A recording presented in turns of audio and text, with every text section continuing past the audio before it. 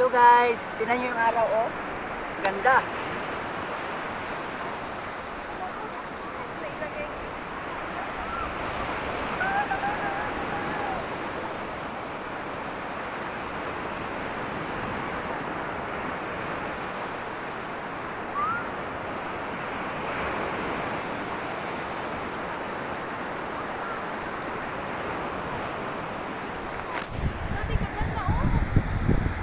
Tingnan nyo guys, oh. Akala mo uulan pero hindi yan uulan. Kasi umaga-umaga may araw na. Yung araw natabunan talaga siya, oh, ng malaking ulap. Oh, ang ganda, oh. Oh, dami rin naliligo.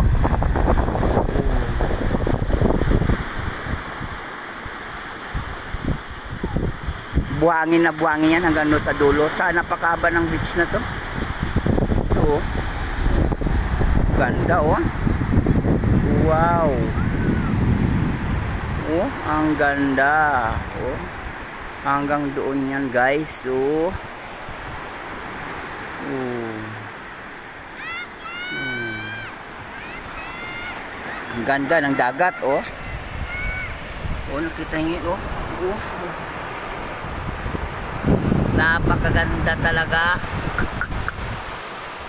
Dito lang yan. Oh.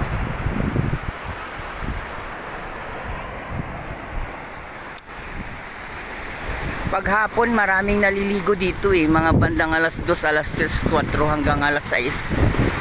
Kasi nga medyo hindi siya mababaw, di rin siya malalim, saktuhan talaga.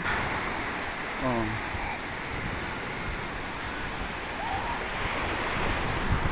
Layo pa niya, no, hanggang doon sa dulo. Puro buhangin yan dito.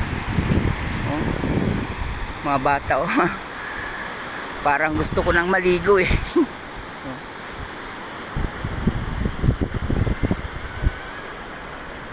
Ay, ang layo.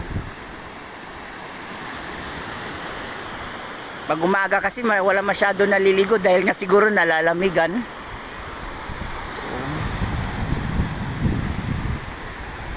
Mga bandang hapon yan, saya-saya dito.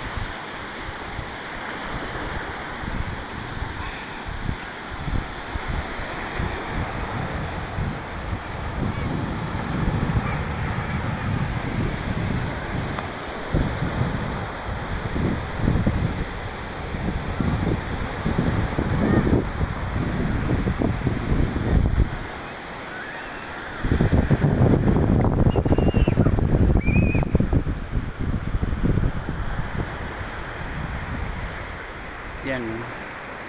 Yan guys, so mga bagong dating. Ito, dito sa tabi niya mga nyug.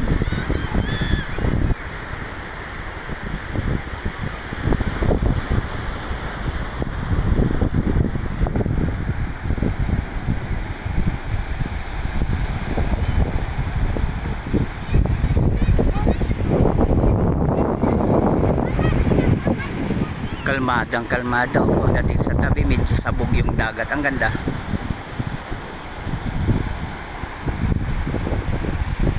Kaya kung gusto mong mag-relax, ako pumupunta ako dito.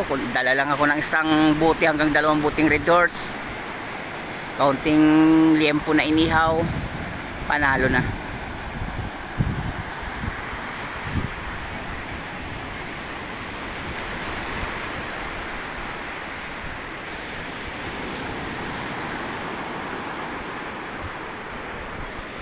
Ito guys, punta tayo dito sa ano,